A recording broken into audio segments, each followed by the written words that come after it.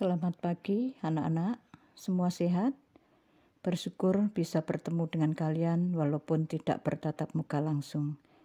Ibu berharap tidak mengurangi semangat kalian untuk mengikuti kegiatan ini.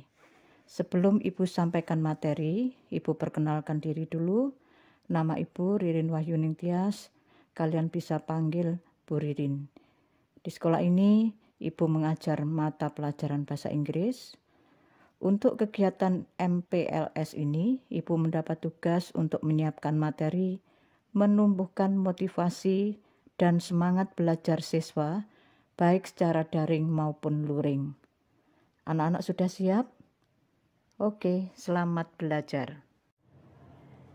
Baik anak-anak, kita akan mulaikan pembelajaran kita dengan tema menumbuhkan motivasi dan semangat belajar siswa, baik secara daring maupun luring. Anak-anak coba perhatikan slide di depan kalian.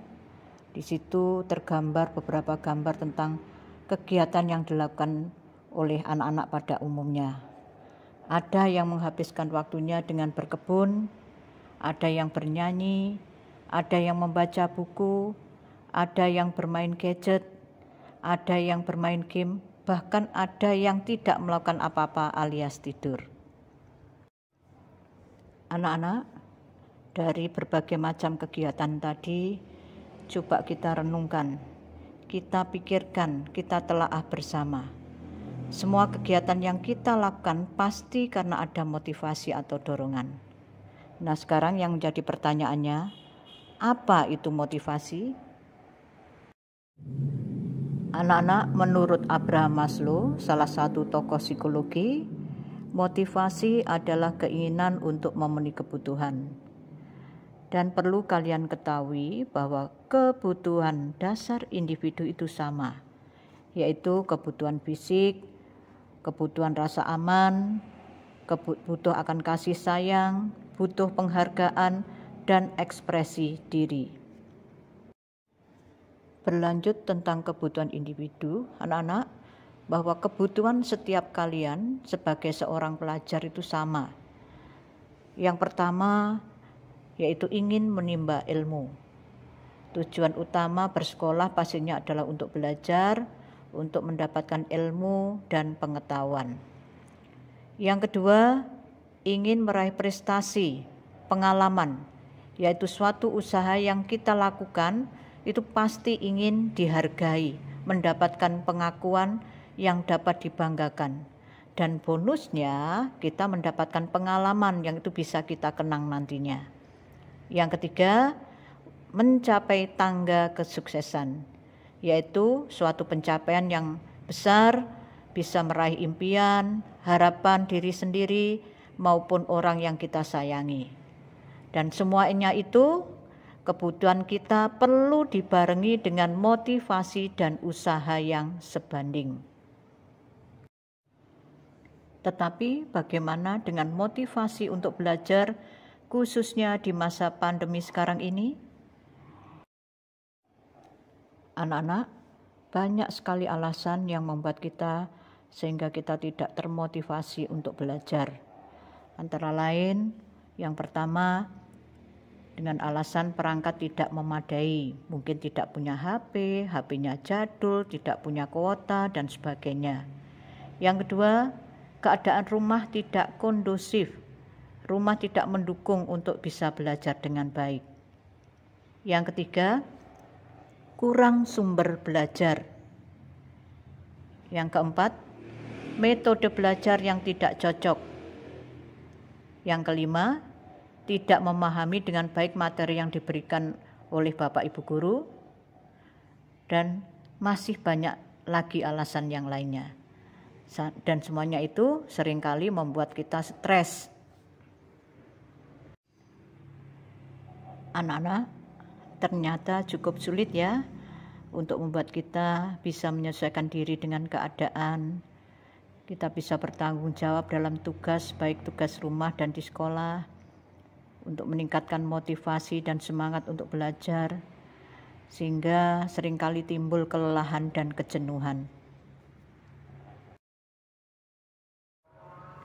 Anak-anak, tenang ya, tidak usah takut.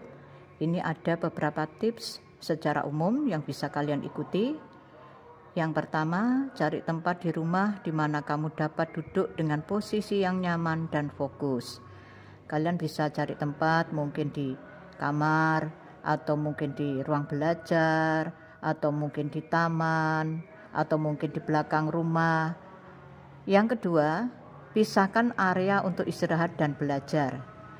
Istirahat dan belajar beda anak ya. Kalau area istirahat, kalian bisa nonton TV, bisa bermain. Usahakan itu jauh dari tempat kalian belajar supaya tidak mengganggu belajar kalian.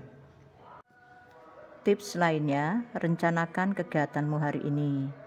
Anak-anak, bisa kalian siapkan buku kecil atau catatan kecil di setiap kegiatan yang kamu lakukan untuk mengingatkan kalian supaya kegiatan kalian bisa terjadwal dengan baik. Dan selama pembelajaran di sekolah, ikutilah jadwal pembelajaran yang diberikan dengan baik, on time ya, tidak suka mengulur-ulur atau menunda-nunda pekerjaan. Anak-anak, ini ada beberapa metode atau gaya belajar mandiri yang mungkin cocok buat kalian menurut Bobby De Potter. Yang pertama yaitu gaya belajar visual, yaitu yang berkaitan dengan mata atau penglihatan. Yang kedua gaya belajar auditory, ini berhubungan dengan telinga. Yang ketiga gaya belajar kinestetik atau gerak. Gaya belajar visual ini bisa menggunakan video, bisa ditemukan di YouTube atau menggunakan PowerPoint atau gambar yang bisa ditemukan di internet dan buku.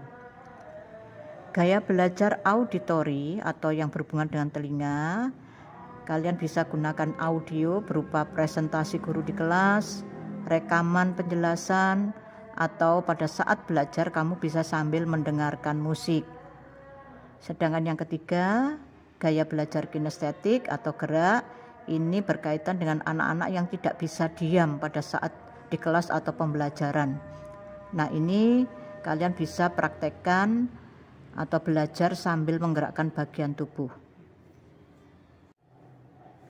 Anak-anak, setelah kamu menemukan metode belajar yang cocok, selanjutnya kalian harus berusaha untuk menghindari hal yang mampu menghilangkan fokus belajar kalian, yaitu dengan cara buat pikiran atau imajinasi bahwa kamu seolah-olah berada di sekolah dan bukan di rumah.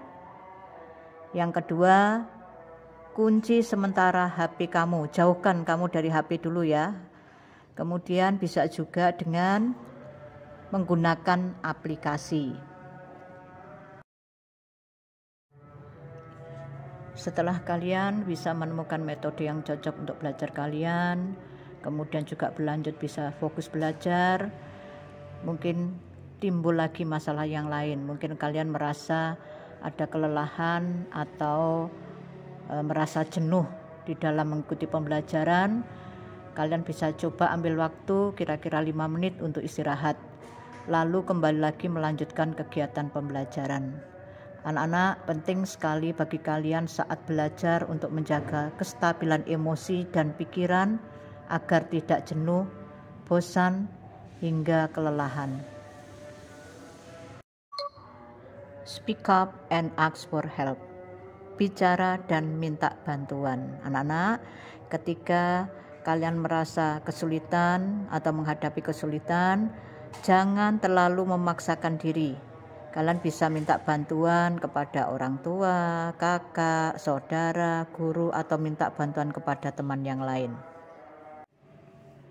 Dan tidak kalah pentingnya, anak-anak, saat mulai jenuh, ingat kembali tujuan dan motivasi kamu dalam belajar. Oke? Learning from home can be difficult, but it's definitely achievable. Pembelajaran jarak jauh membantu memperkuat keterampilan seumur hidup, seperti manajemen waktu dan energi, kemandirian, dan pemikiran kreatif. Semangat!